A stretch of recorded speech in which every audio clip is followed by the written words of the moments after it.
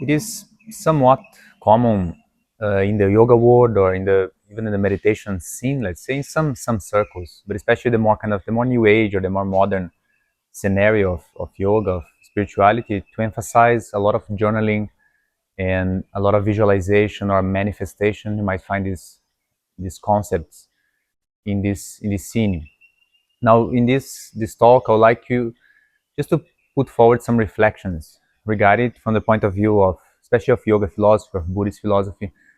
And of course, it's not to depreciate or to say for anyone not to do it. I think journaling, for example, is not just in the yoga scene. It's also something that psychologists, psychotherapists would use with different people for therapeutical purposes.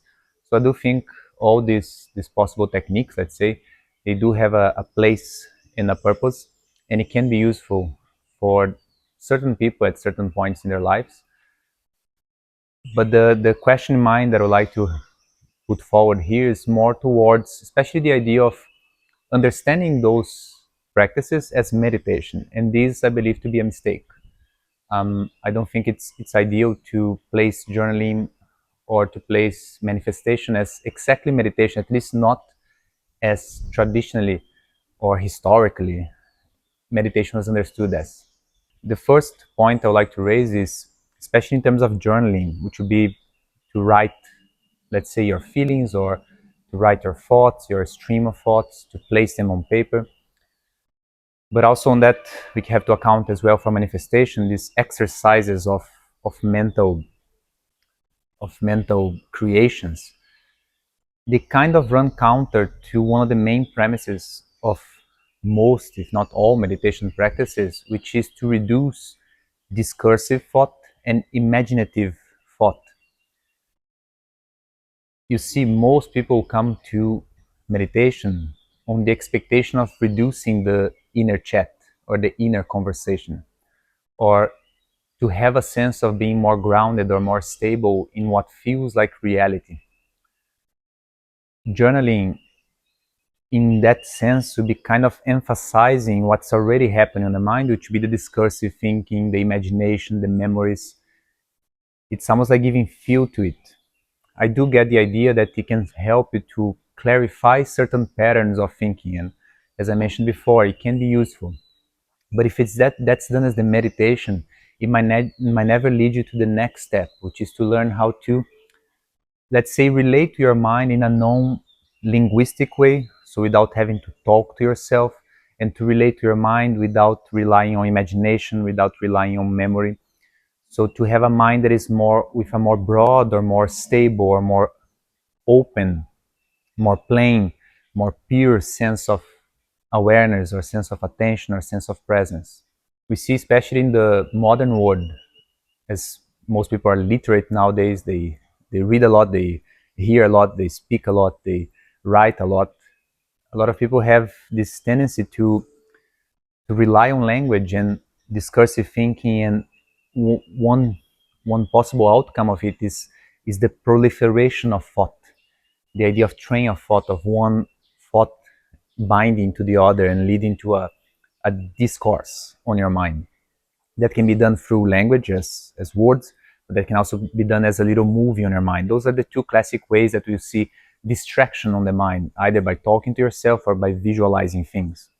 And those techniques, especially journaling, can actually enhance or stimulate more of this proliferation of thinking. One thing we have to understand is that the pathway of yoga, and I'll include Buddhism because they're quite similar in that sense, the pathway of meditation, of progress, of practice, is to actually learn how to disengage from our personal stories, is to disengage from the sense of self. Both yoga, classic yoga, and Buddhism, they rely on the same premise that our sense of self is actually false. It's a creation. It's not precisely correct, or it's not precisely true on a lasting sense. There is something else. Either in terms of yoga, there might be a more pure consciousness, let's say, which is not a small self or a personal self or an ego self. On the case of Buddhism, then it's more seeing how the self is just a construction, it's just a process. is not precisely a thing or a substance. In any case, in both those traditions, the path forward is to disengage with our personal stories, is to learn how to see them as just creations. It's just something that is based on pre-occurrences and is not something substantial. It's almost, let's say, a creation of the mind. And the the practice is to let go of it, or to learn how to see it for what it is, as a creation, but not something substantial, not something eternal, or not something that you should attach yourself to or hold on to. Now, when we are reinforcing those stories over and over by talking about them, by remembering them, by emphasizing them as if it is us or me or my mind or myself, it can, depending on how it's tackled, it can enhance that burden. And on that sense, it goes against the objective of yoga, the objective of Buddhism, which is to see beyond it, to disengage from this shackle, from this attachment. I like to mention, in terms of manifestation, the idea of, for example, exercising imagination in order to plan something to happen or to visualize a way forward in the future. So the whole idea of manifesting a possible outcome, which the person, the practitioner, believe to be better, to be best, it falls on the same issue, let's say, which is to, again, rely first on your own preconceptions of what's good or not, to rely on your own prejudices of what should be the way of the world, and also this exercise of imagination.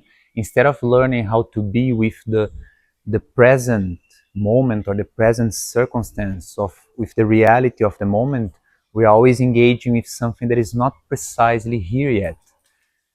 There's other issue also, say, in terms of manifestation, which can be, depending on how it's done, some reinforcement of egocentrical ideas, like what's good for you or what you believe to be best, and this is for me, for myself, or myself to become something.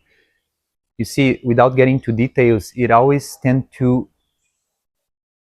move either in the direction or from the direction of a personal self. And once more, that's exactly where yoga traditional practice and Buddhist traditional practice will try to teach the practitioner, the yogi, how to unplug the connection of sense as self-perception with all these imaginative ideas. You're trying to ununite, you're trying to break that chain. And then manifestation can be a reinforcement of samskara, it can be a reinforcement of tendencies, it can be a reinforcement of personality, of personal story, of what I think as right or wrong. When meditation, on my perspective at least, should be a trying of, at least momentary, to let go of all those things. Being free, I believe a lot of people like to manifest things to feel more free, to feel more happy, to feel more in peace. Let's say, in a simple way, to have a better life. The promise of the Buddhist path and the yoga path is that that freedom that you're looking for can be found now, can be found in the mind itself. It's like it's present in the mind as let's say a deeper layer of the mind. It's already there. It's just waiting to be encountered and waited to be expanded. So it takes over more of the personality of the person.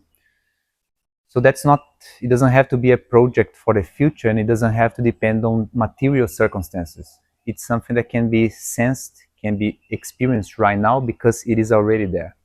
Last point is that some people might say, well, in the yoga texts and even some Buddhist texts, depending on the tradition, there are some meditations that utilizes visualization. For example, certain meditations on the elements, in which the practitioner visualize mandalas or colors related to the elements, and you have usage of mantras, yantras, so specifically designs that the practitioner create with the mind. Or in the Buddhist, certain Buddhist traditions, visualization of some deities, some gods.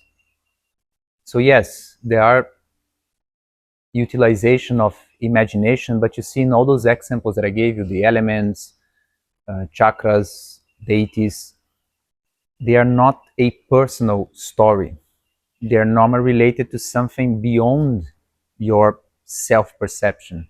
So they're not trying to create money or create opportunities as a job opportunity or as a better relationship. They are things kind of beyond the small self. So if you're thinking of chakra or the elements that form the body, they're kind of beyond your present perception of the body. They kind of dissolve the body in a way. If you're thinking of deities in certain tantric traditions or in Buddhist tantras, that you visualize the deity and connect with the deity, it's also kind of going beyond your small perception of self and getting in touch or even becoming something that is not limited. But those things are not material. Those things are not concerned with job, work, relationship, and money, and things that maybe some people try to manifest. So although, yes, there were some ways of practicing that utilize imagination, they were not precisely for the benefit of the personal self. In a world that is so full of at least the idea of possibility and the idea of what you can become, the idea of always being a better version of yourself, maybe the remedy for all the agitation and anxiety that so many people, so many of us are experiencing is precisely to learn how to be more empty and more present. This is almost a rebel attitude with the way that the world is put forward to us. With it's always a movement forward of progress, of change, of better you and better health and longer life and all the best and better and positive. While these practices, the traditional practices, they have this thing of coming to the present and emptying the experience of present, becoming very, very malleable and very soft and very open. And that itself can give rise to experiences of peace, which peace and freedom, which I believe is what we are maybe truly looking for. So going for practices that are actually not about